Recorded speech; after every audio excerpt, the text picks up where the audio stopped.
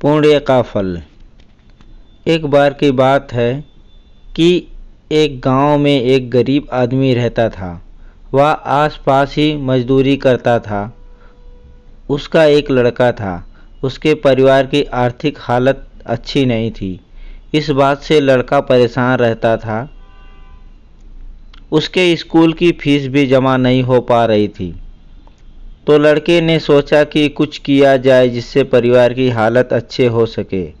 लड़के के मन में एक विचार आया कि रोज़मर्रा की कुछ ज़रूरी चीज़ों को वह आसपास के गांवों में घर घर जाकर बेचेगा।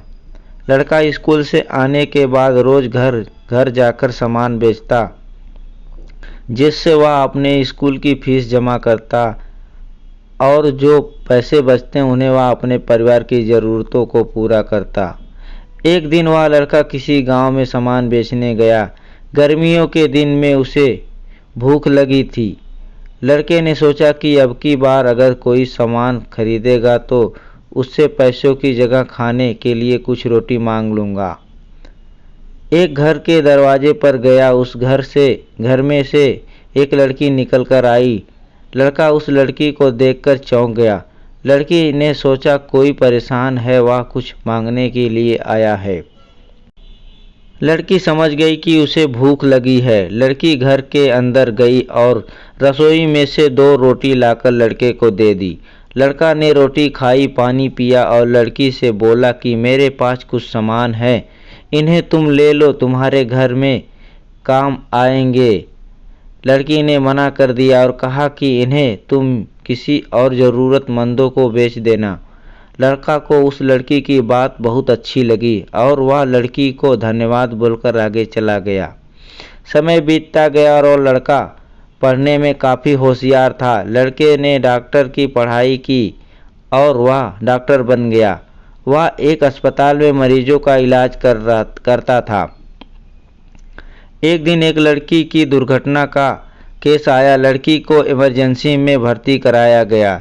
इसके इलाज के लिए उसी लड़की के पास भेजा गया। लड़के ने लड़की को देखा तो वह समझ गया कि ये तो वही लड़की है जिसने मुझे रोटी खिलाई थी। लड़की की हालत काफ़ी नाजुक थी। लड़के ने तुरंत शहर के बड़े डॉक्टर को बुलाया और कहा कि जितना भी पैसा लगेगा मैं दूंगा, बस ये लड़की ठीक होनी चाहिए। लड़की का इलाज हुआ और वह ठीक हो गई। उधर वह लड़का यह सोच रही थी कि मैं ठीक तो हो गई, लेकिन अस्पताल का खर्चा कहाँ से देगी। लड़की का डिस्चार्ज का समय आ गया और उसे एक दवाई व परहेज के लिए एक कागज़ पर परहेज के निर्देश दिए थे। उनके साथ एक कागज़ भी था कि आपको 1 भी रुपये देने की ज़रूरत नहीं है, क्योंकि आपने इससे भी ज़्यादा 2 रोटी के रूप में पहले ही भुगतान कर दिया था। लड़की को भी वह बात याद आ गई कि मेरे इलाज के पैसे उस लड़के ने भर दिए जिसे मैंने पहले कभी खाना खिलाया था। दोस्तों, इस कहानी से हमें ये सीखने को मिलता है कि हमें ज़रूरतमंदों की हमेशा मदद करनी चाहिए।